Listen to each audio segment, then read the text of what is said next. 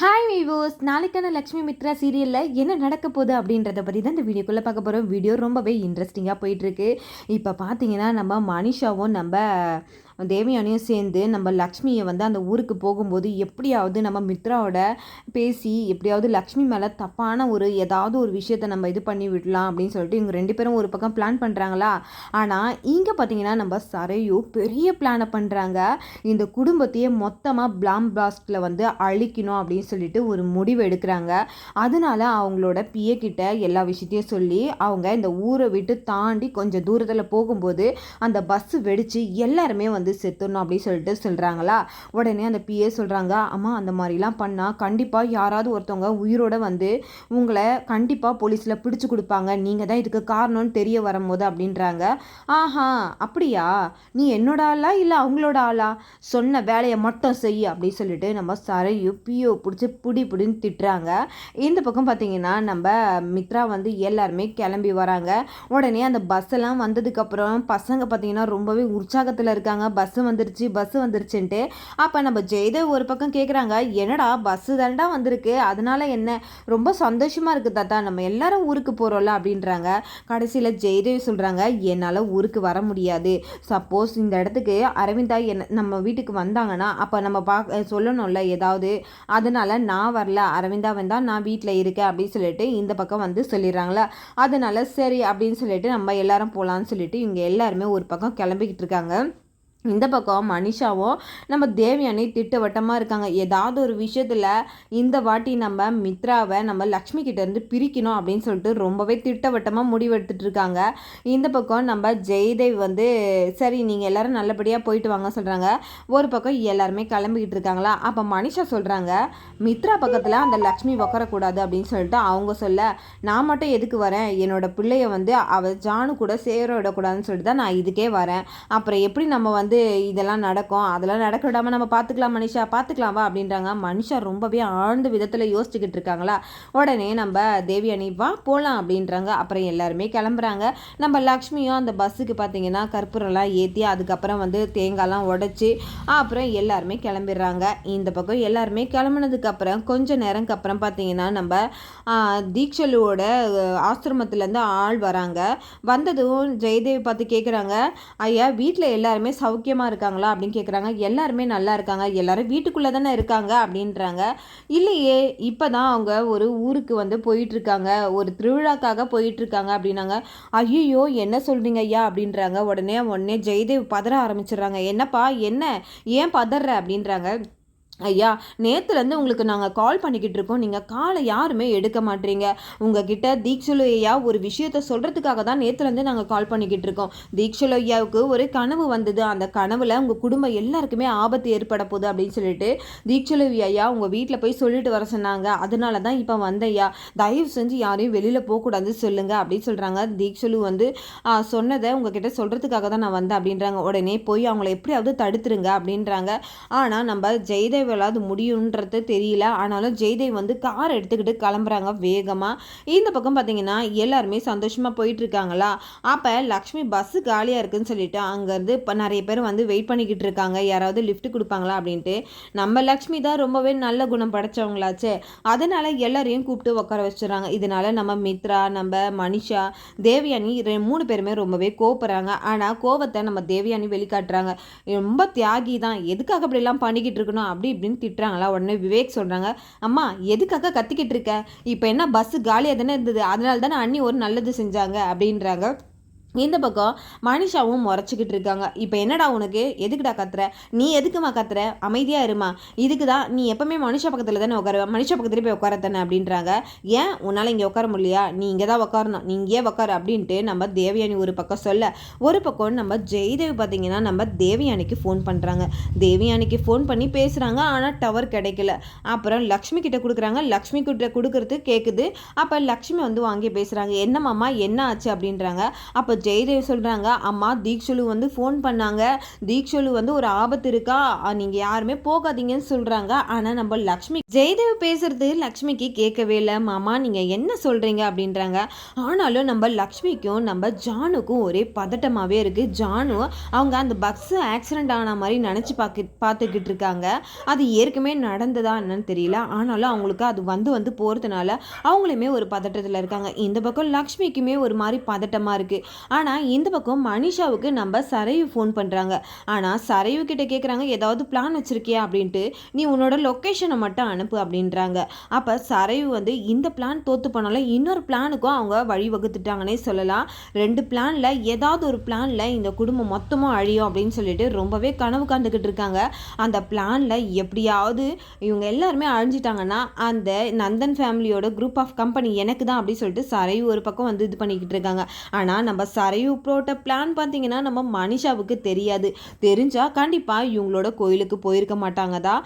ஆனால் நம்ம சரையு போட்ட பிளானுக்கு நம்ம மனிஷா எப்படியோ எதிர்ப்பு தெரிவிப்பாங்க. ஏன்னா அதில் மித்ரா போகிறாங்கல்ல, இது மனிஷாவுக்கு தெரிகிற வரைக்கும் கண்டிப்பாக ஒரே பதட்டமாக தான் இருக்கும். இந்த பக்கம் பார்த்தீங்கன்னா அப்படியே தேவயானி மனிஷாவுக்கு ரொம்பவே எரிச்சலாக இருக்குது. என்னடா இது ஊர், ஒரு சிக்னல் இல்லை, ஒன்றுமே இல்லை, என்ன பண்ணுறது, ஒரே போரிங்காக இருக்குது. சே, இங்கேயே இவ்வளோ வசதி இல்லாமல் இருக்குது, அப்போ அங்கே போனால் என்ன வசதி இருக்கும் அப்படின்னு சொல்லிட்டு ரொம்பவே ஏளனமாக பேசுகிறாங்க நம்ம மனிஷாவும் தேவயானியும். அதே தான் நானும் நினைக்கிறேன் மனிஷா அப்படின்னு சொல்லிட்டு ஒரு பக்கம் சொல்ல, இந்த பக்கம் விவேக் சொல்கிறாங்க, அம்மா என்ன உங்களுக்கு சிக்னல் கிடைக்கலன்னா சும்மா இருக்க மாட்டிங்களா, ஒரு நாள் ஃபோன் இல்லைன்னா என்ன, நீ வந்து ட்ரிப்புக்கு தானே வந்திருக்கீங்க, அதை என்ஜாய் பண்ணுறதை விட்டுட்டு எதுக்காக இப்படிலாம் பேசிக்கிட்டு இருக்கீங்க, அடுத்தவங்க மனசை புண்படுத்ததே உங்களோட வேலையா போச்சு அப்படின்னு சொல்லிட்டு நம்ம விவேக் வந்து பேச, இந்த பக்கம் வந்து நம்ம ஜுன்னுக்குமே லக்கிக்குமே ரொம்பவே வந்து டென்ஷனாக இருக்குது. நம்ம ஸ்கூலோட ட்ரிப்புக்கு போகும்போது எவ்வளோ ஜாலியாக டான்ஸ் எல்லாம் ஆடிக்கிட்டு போவோம், இப்போ ரொம்பவே போராக இருக்குது ஜுன்னு அப்படின்றாங்க.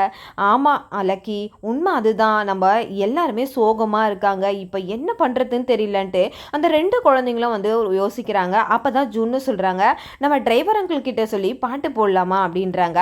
இந்த பக்கம் விவேக்குமே அதே சொல்கிறாங்க, அண்ணா கொஞ்சம் பாட்டு போடுங்க அப்படின்றாங்க. நம்ம லக்ஷ்மிக்கு ஆல்ரெடி அவங்க வீட்டில் நடந்த சம்பவம் எல்லாமே இப்போ அவங்க கண்ணு முன்னாடி வந்துட்டு போகுது. அவங்க வீட்டில் அப்படி தான் எல்லாருமே ஒரு ட்ரிப்புக்கு போகும்போது ரொம்பவே சந்தோஷமாக எல்லாருமே வந்து டான்ஸ் எல்லாம் போட்டுட்டு ஆடிக்கிட்டு போனாங்களா, அந்த இடத்துல அவங்களுக்கு ஆக்சிடெண்ட் ஆனதை நினச்சி இப்போ ரொம்பவே பயப்படுறாங்க. அவங்களுக்கு ஒன்றுமே புரியல. ஒரு பக்கம் ஜெயதேவ் வேறு ஃபோன் பண்ணதுனால அவங்களுக்கு ஒரே படபடன்னு இருக்குது.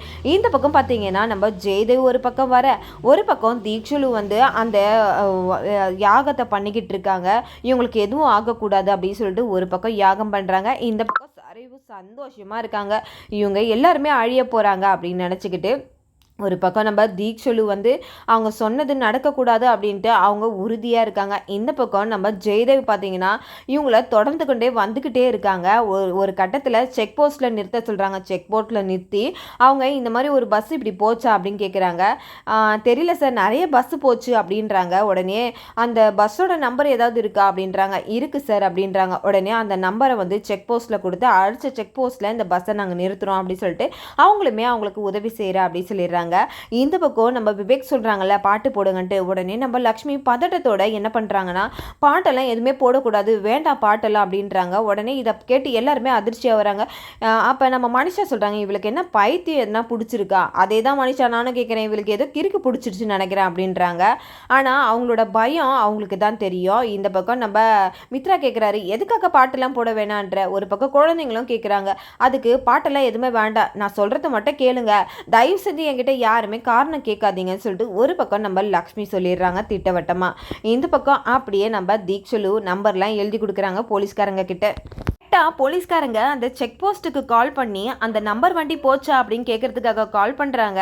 கரெக்டாக அவங்க நம்பரும் எழுதுறாங்க. அப்போ தான் அந்த நம்பர் வண்டி பார்த்தீங்கன்னா கிராஸ் ஆகி போகுது. அப்போ அவருமே வந்து போலீஸ்கார அவர்கிட்ட போய் கேட்குறாங்க, இந்த நம்பர் வண்டி கிராஸ் ஆச்சா சார், இப்போ தான் சார் போச்சு அப்படின்றாங்க. உடனே நம்ம என்ன சார் ஆச்சு அப்படின்னு சொல்லிட்டு ஆப்போசிட்டில் இருக்கிற போலீஸ்காரங்க ஜெயதேவ் கிட்ட சொல்கிறாங்க, சார் அவங்க நம்பர் கொடுக்கறதுக்கு முன்னாடி தான் அந்த வண்டி கிராஸ் ஆகிருக்கு சார் அப்படின்றாங்க. ஐயோ இப்போ என்ன சார் பண்ணுறது, இதுக்கு அடுத்த செக் போஸ்ட் எங்கே சார் இருக்குது அப்படின்னு கேட்கும்போது, இதுக்கு அடுத்த செக் போஸ்ட் வந்து ஃபாரஸ்ட் ஏரியா தான், அது ரொம்ப தூரம் இருக்குது சார், எங்களால் எதுவுமே பண்ண முடியாது, நீங்கள் போய் அவங்கள ஃபாலோ பண்ணுறதை தவிர வேறு வழி இல்லை அப்படின்னு சொல்லிட்டு அவங்களுமே கை விரிச்சிடுறாங்க. இதனால நம்ம ஜெயதேவுமே ரொம்பவே சோகத்தோட காருக்குள்ளே ஏறுறாங்க. இந்த பக்கம் பார்த்தீங்கன்னா நம்ம ஜுன்னுவும் லக்கியும் ரொம்பவே சோகமாக இருக்காங்க. அதை பார்த்த மித்ரா கேட்குறாங்க, எதுக்காக சோகமாக இருக்கீங்க, பாட்டு போடலன்ட்டா, சரி உங்களுக்கு என்ன இப்போ பாட்டு தானே போடணும் அப்படின்றாங்க. ஆனால் நம்ம லக்ஷ்மி அப்படியே ரொம்பவே பதட்டப்படுறாங்க. இல்லை இல்லை அப்பா வேண்டாம், அம்மா இப்போ போட்டால் கண்டிப்பாக அம்மா கோபப்படுவாங்க, அதனால் வேண்டாம்ப்பா அப்படின்றாங்க. அதெல்லாம் யார் கோவப்பட்டாலும் அதெல்லாம் ஒன்றும் பிரச்சனை கிடையாது, நீங்கள் சந்தோஷமாக என்ஜாய் பண்ணணும், அதுதான் எனக்கு வேணும் அப்படின்னு சொல்லிடுறாங்க. உடனே விவேகம் அண்ணா அப்படின்றாங்க. டே அமைதியாக இருடா, யாரை பற்றி எனக்கு கவலை கிடையாது அப்படி சொல்லிடுறாங்க. உடனே நம்ம லக்ஷ்மியும் வேண்டாம் அப்படின்னு சொல்லி தடுக்க வராங்க. ஜானு சொல்கிறாங்க, வேண்டாங்க்கா, நம்ம இப்போ போகிற இது வந்து சந்தோஷமாக போன மாமாவை கோவப்படுத்துகிற மாதிரி நடந்துக்காதக்கா, வேண்டாம், கொஞ்சம் அமைதியாக விடு, நீ எதையும் பதட்டப்படாமல் இரு அப்படின்னு சொல்கிறாங்க. ஒரு பக்கம் நம்ம ஜெயதேவி பதட்டமாக வராங்க. இந்த பக்கம் நம்ம சாங் போட்டதுமே பார்த்தீங்கன்னா நம்ம ஜுன்னுவும் நம்ம லக்கியும் டான்ஸ் ஆட ஆரம்பிக்கிறாங்க. அதுக்கப்புறம் மித்ரா என்ன பண்ணுறாங்கன்னா கையெல்லாம் தட்ட ஆரம்பிச்சிடறாங்க. ரொம்பவே உற்சாகத்தில் ஆயிடுறாங்க மித்ரா. அதுக்கப்புறம் நம்ம ஜானுவியும் நம்ம விவேக்கையும் கூப்பிட்டு டான்ஸ் ஆட சொல்கிறாங்க. இதை பார்த்து நம்ம தேவயானியும் அப்படியே உள்ளுக்குள்ளே பொங்க ஆரம்பிச்சிடுறாங்க. ஒரு பக்கம் பார்த்தீங்கன்னா அடுத்த கட்டத்தில் நம்ம மனிஷாவும் நம்ம தேவயானியுமே ஆட ஆரம்பிச்சிடுறாங்க. எல்லாருமே தனித்தனியாக ஆடினாங்கன்னு பார்த்தா இப்போ எல்லாருமே கும்பலாக சேர்ந்து ஆரம்பிச்சிட்டாங்க. அதுவும் இல்லாமல் இந்த பஸ்ஸில் வந்தவங்களும் எல்லாருமே சேர்ந்து ஆட ஆரம்பிச்சிட்டாங்க. ரொம்பவே என்ஜாய் பண்ணிக்கிட்டு இருக்காங்க. இதனால நம்ம லக்ஷ்மிக்கு ஒரே பதட்டமாகவே இருக்குது, ஏதாவது ஒன்று அபசகனமாக நடந்துருமோ அப்படின்னு சொல்லிட்டு அவங்க பீதியிலேயே இருக்காங்க.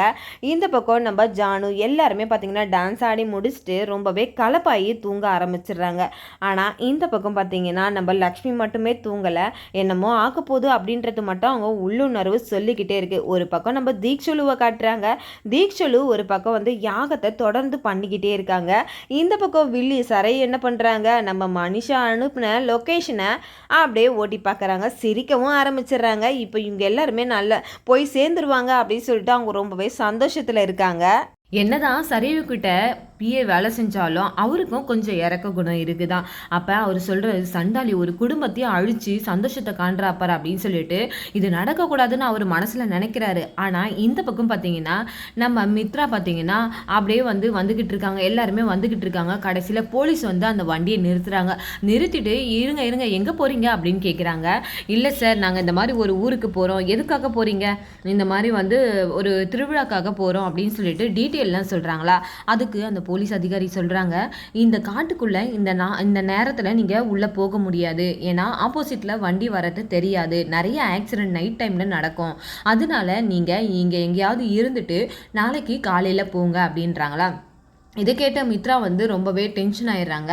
ஒரு பக்கம் நம்ம மனிஷாவும் பார்த்தீங்கன்னா டென்ஷன் ஆகுறாங்க. ஆமாம், இந்த வண்டியிலேயே வர முடியலையாக்கும், இதில் வேற இருந்துட்டு காலையில் வர போகணுமா அப்படின்றாங்க. அதுக்கு லக்ஷ்மி சொல்கிறாங்க, ஆமாம் மித்ரா, நீங்கள் இந்த நைட்டில் வண்டி ஓட்ட முடியாது, கண்டிப்பாக இந்த பாதையில் நம்மளுக்கு வண்டி வர்றது ஆப்போசிட்டில் தெரியாது, ஒத்தடி பாதை தான், அதனால போக முடியாது அப்படின்னு சொல்கிறாங்க. அதுக்கு நம்ம மனிஷா கோவப்பட்டு, இப்போ எல்லாத்தையும் சொல்லு, முன்னாடியே சொல்கிறதுக்கு என்ன உனக்கு, இதெல்லாம் தெரியும்ல, எல்லாமே நீ எல்லாமே உன் இஷ்டத்துக்கு தான் பண்ணிக்கிட்டு இருக்கேன்னு சொல்லிட்டு மித்ரா முன்னாடியே நம்ம லக்ஷ்மியை திட்டிக்கிட்டு இருக்காங்க நம்ம மனிஷா.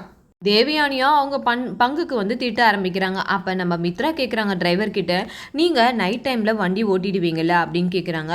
ஐயோ சார், எனக்கு தூக்கமே இல்லை சார், இப்போவே என் கண்ணெல்லாம் இருட்டிக்கிட்டு இருக்கு, என்னால் நைட் டைமில் வண்டி ஓட்டவே முடியாது சார், அதுவும் இது ஆபத்தான பகுதி, நான் ஆப்போசிட்டில் வர வண்டி தெரியலனா கண்டிப்பாக நம்மளால் யாராலையுமே காப்பாற்ற முடியாது சார், என்னால் முடியாது சார் அப்படின்றாங்க. அதுக்கு மித்ரா சொல்கிறாங்க, சரி நான் வண்டி ஓட்டுறேன் அப்படின்னு சொல்லிட்டு அவங்க அந்த பொறுப்பை ஏற்றுக்கிறாங்க. இந்த பக்கம் போலீஸ்காரமே சொல்கிறாங்க, சரி எதானாலும் பார்த்து பண்ணுங்க அப்படின்னு சொல்லிட்டு அனுப்பி விட்டுறாங்களா. உடனே இந்த பக்கம் நம்ம மித்ரா வண்டி எடுக்க ஆரம்பிக்கிறாங்க. ஒரு பக்கம் நம்ம தீக்ஷலுக்கு ஆகத்தை விடாம பண்ணிக்கிட்டு இருக்காங்க நம்ம மித்ரா குடும்பத்துக்காக. இந்த பக்கம் நம்ம ஜெயதேவ் நம்ம லக்ஷ்மிக்கு ஃபோன் பண்றாங்க. அப்ப லக்ஷ்மி கிட்ட ஆல்ரெடி நம்ம மித்ரா வாக்குவாதம் பண்ணிக்கிட்டு இருக்காங்க. தயவு செஞ்சு பின்னாடி போயிடு அப்படின்றாங்க. இல்லை நான் முன்னாடி தான் இருப்பேன் அப்படின்னு நம்ம லக்ஷ்மி சொல்றாங்க.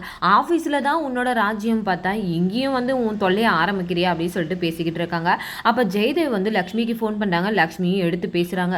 சொல்லுங்க மாமா அப்படின்றாங்க. இப்போ கேட்குதாம்மா? கேட்குது மாமா, சொல்லுங்க. அம்மா நான் உன் பின்னாடி தாம்மா வந்துக்கிட்டு இருக்கேன். நீங்கள் அந்த வண்டியிலேருந்து இறங்கிடுங்க. நீங்கள் வேறு ஏதாவது வண்டி பிடிச்சி நீங்கள் வந்துருங்கம்மா. அந்த ஊருக்கு நீங்கள் போகாதீங்க. கண்டிப்பாக ஏதோ ஒரு ஆபத்து இருக்குதுன்னு சொல்லிட்டு தீட்சுலு வந்து சொல்லிட்டு போனாங்கம்மா. நான் எவ்வளோ உங்களுக்கு ட்ரை பண்ண உங்ககிட்ட பேச, ஆனால் டவர் கிடைக்கல அப்படின்னு சொல்கிறாங்க. உடனே இதை கேட்டதுமே நம்ம லக்ஷ்மிக்கு ரொம்பவே அதிர்ச்சி ஆகுது. ஆல்ரெடி லக்ஷ்மி ரொம்பவே பதட்டத்தில் வராங்க. இதெல்லாம் நம்ம மித்ரா கிட்ட சொல்லணும் அப்படின்னு சொல்லிட்டு ஃபோனை வச்சுட்டு சொல்கிறாங்க.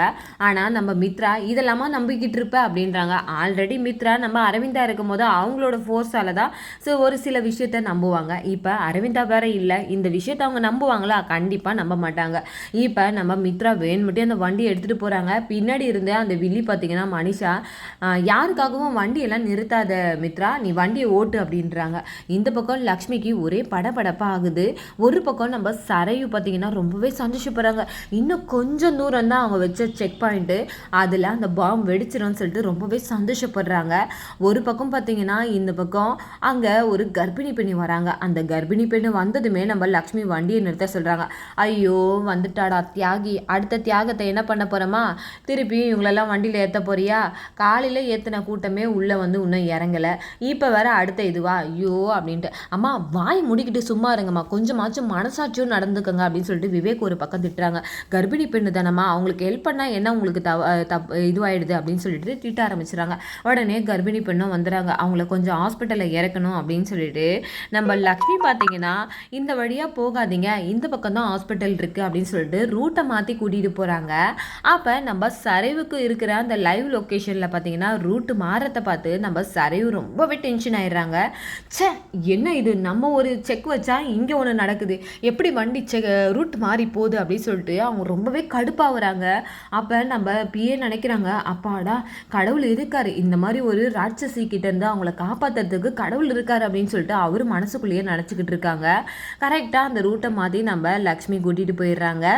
இதை பார்த்த சரையுக்கு ரொம்பவே டென்ஷன் ஆகுது. அப்போ நம்ம பிஏ கிட்ட சொல்கிறாங்க, அடுத்த பிளான் என்ன? பிளான் பியை வந்து கரெக்டாக வச்சுருக்கியா அப்படின்றாங்க. உடனே ஃபோனை போடு, அங்கே என்ன நடக்குதுன்றத நம்ம கேட்கணும் அப்படின்னு சொல்லிட்டு உடனே பார்த்திங்கன்னா அந்த அடியாட்களுக்கு ஃபோன் பண்ணுறாங்க.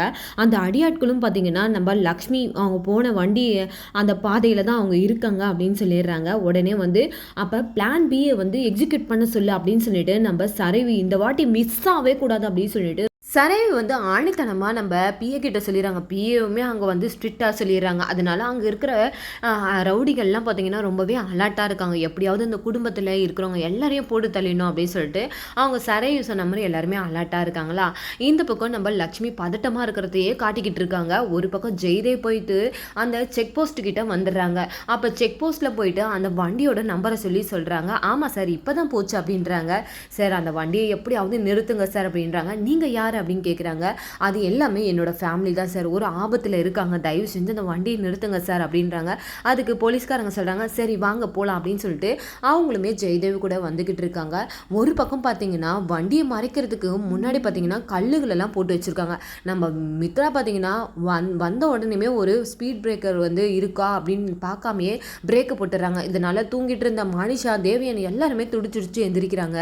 அப்போ நம்ம மித்ரா வந்து இறங்கி பார்க்குறாங்க. கல் முன்னாடி வச்சு அப்படியே தடுப்பு போட்டு வச்சுருக்காங்க. இதை பார்த்த நம்ம மித்ரா அப்படியே பார்த்துட்டே இருக்காங்க. உடனே பார்த்தீங்கன்னா நம்ம மித்ராவை விவேக்கையும் வந்து ஒரு அடியாட்கள் வந்து பிடிச்சிடுறாங்க. உடனே நம்ம லக்ஷ்மியும் கீழே வராங்க.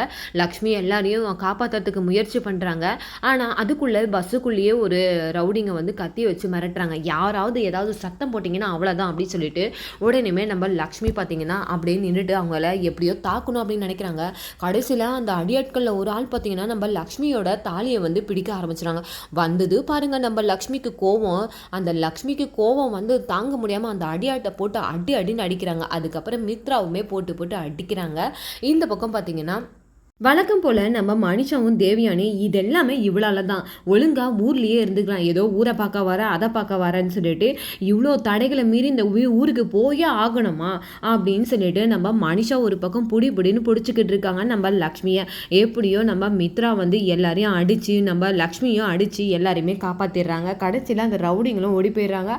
ஒரு பக்கம் நம்ம ஜெயதேவும் வந்துடுறாங்க. நல்லபடியாக எல்லாரும் வண்டியில் ஏறுங்க போகலாம் அப்படின்னு சொல்லிட்டு நம்ம மித்ரா எல்லாரையும் கூட்டிகிட்டு வராங்க. ஊருக்கு வரும்போதே பார்த்தீங்கன்னா நம்ம லக்ஷ்மி அவங்க அப்பா அம்மாவுக்கு நடந்த அந்த ஆக்சிடென்ட் பற்றியே யோசித்து பார்த்துட்டு வராங்க. அப்போ நம்ம ஜானு சொல்கிறாங்க, அக்கா நீ என்ன நினைக்கிறேன்னு எனக்கு தெரியும்க்கா, நீ அம்மா அப்பாவுக்கு நடந்த விஷயத்தை தானே நினைக்கிற, அதெல்லாம் எதுவும் நினைக்காதக்கா.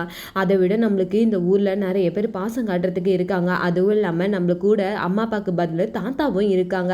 அதை நினச்சி நீ சந்தோஷப்பட்டுக்கக்கா. இருக்கிற நாள் நம்ம என்ஜாய் பண்ணிட்டு போகலாம். இந்த ஊர் மக்கள் நம்மளுக்காக எப்படிலாம் இதுவாக இருக்காங்க பற்றியா, பாசத்தை காட்டிக்கிட்டு வாக்கா அப்படி சொல்கிறாங்க. ஊர் மக்கள் எல்லாருமே நம்ம லக்ஷ்மி மித்ரா அவங்களோட வருகைக்காக காத்துக்கிட்டு இருக்காங்க. மாலையும் கையுமா வெயிட் பண்ணிக்கிட்டு இருக்காங்க. இந்த பக்கம் மனிஷாவுக்கும் நம்ம தேவயானிக்கும் ரொம்பவே எரிச்சலாக இருக்குது. ஒரு பக்கம் என்ன பண்ணுறாங்கன்னா ஊர் மக்கள் மரியாதை செய்கிறாங்க மாப்பிள்ளைங்களுக்கு. அப்போ மாப்பிள்ளைங்களுக்கு மரியாதை செய்யணும்னு சொல்லிட்டு நம்ம மித்ரா லக்ஷ்மி கூட நிற்கிறாங்க. லக்ஷ்மிக்கும் மித்ராவுக்கும் சேர்ந்து ஒரு பெரிய மாலையாக போகிறாங்க. இதை பார்த்து நம்ம மனிஷா ரொம்பவே வயிறு எரிஞ்சு போகிறாங்க. மாலை போட்டதும் இல்லாமல் என்ன லக்ஷ்மி இது அப்படின்னு சொல்லிட்டு நம்ம மித்ரா கேட்க, இது ஊரோட சம்பிரதாயம் அப்படின்னு சொல்லிட்டு சொல்கிறாங்க. அதுக்கு சரின்னு மித்ராவும் பார்த்தீங்கன்னா ஸ்வீட் எடுத்துகிட்டு வந்து கொடுக்குறாங்க. ஸ்வீட்டையும் ஊட்டி கொடுக்குறாங்க. அப்போ நம்ம மனிஷாவுக்கு செம்மையாக வயிறு எரியுது. இந்த பக்கம் தேவயானி இதை பார்த்துட்டு ஏய் வாங்கிட்டே வருவாங்க, நீ அதெல்லாம் பண்ணக்கூடாது அப்படின்றாங்க. அடுத்த நிமிஷமே பார்த்தீங்கன்னா நம்ம விவேக் ஜானுக்கு அந்த மாலையை போட்டுறாங்க. உடனே விவேக் கேட்குறாங்க எங்களுக்கு ஸ்வீட் இல்லையா அப்படின்றாங்க. உடனே இந்த பக்கம் பார்த்தீங்கன்னா நம்ம ஜானு பார்த்தீங்கன்னா ரொம்பவே சந்தோஷமாக இருக்காங்க. நம்ம தேவயானியும் மனிஷாவும் செம்ம கடுப்பில் இருக்காங்க. ஆமாம் அப்படின்னு சொல்லிட்டு அதுக்கப்புறம் பெட்டி பொடுக்கெல்லாம் எடுத்துகிட்டு வந்து ரூமை காட்டுறாங்க. வேலைக்காரனை வர பிடிச்சி திட்டி விடுறாங்க அந்த காண்டில் தேவயானி. இந்த பக்கம் லக்ஷ்மி பார்த்தீங்கன்னா அவங்க வீட்டு உள்ள காலை வச்சோமே பார்த்தீங்கன்னா வீடெல்லாம் சுற்றி பார்த்துட்டு அவங்க அப்பா அம்மாவோட நினைவுகளை நினச்சி பார்த்துக்கிட்டு அழுதுகிட்டு இருக்காங்க. ஒரு பக்கம் இந்த பக்கம் தேவயானி நம்ம மனிஷாவை பிடின்னு பிடிக்கிறாங்க. என்ன இது, உன்னோட ஃப்ரெண்டு சராய் ஏதோ பிளானை பண்ண போகிறான், அதை பண்ண போகிறான், இதை பண்ண போகிறானே, இப்போ என்ன பண்ணி வச்சிருக்கா, ஒன்றுமே பண்ணலை பாரு அப்படின்றாங்க. அவள் எதுக்குமே பிரோஜனம் இல்லை ஆண்டி, ஏதாவது ஒன்று டென்ஷன் பண்ணிக்கிட்டே இருக்கிறது தான் அவளுக்கு வேலை அப்படின்னு சொல்லிட்டு நம்ம மனிஷா சரைவை திட்டுறாங்க. சரைவு ஒரு பக்கம் காட்டுறாங்க. அவங்க அந்த பிஏ கிட்ட சொல்கிறாங்க, ஒரு பிளானுமே ஒழுங்காகவே பண்ணவே பண்ணாத, பிளான் மிஸ் ஆகிடுச்சு அப்படின்னு சொல்லிட்டு இது பண்ணாங்க. சாரி மேடம், பஸ் ரூட் மாறிடுச்சு அப்படின்றாங்க. அந்த நேரத்தில் தான் பார்த்தீங்கன்னா நம்ம மனிஷா கால் பண்ணுறாங்க. இதுக்கப்புறம் என்னங்க அடுத்த ரிவ்யூவில் என்னெல்லாம் நடக்க போது நம்ம பொறுத்திருந்து பார்க்கறதுக்கு முன்னாடி என்னோட ரிவ்யூ உங்களுக்கு பிடிச்சிருந்தா மறக்காமல் உங்களோட கமெண்ட்களை என்னோட கமெண்ட் பாக்ஸில் தெரிவிங்க. வீடியோ பார்த்துட்டு இருக்கவங்க எல்லாருமே என்னோட சேனலுக்கு சப்போர்ட் பண்ணுங்கள். தேங்க்யூ.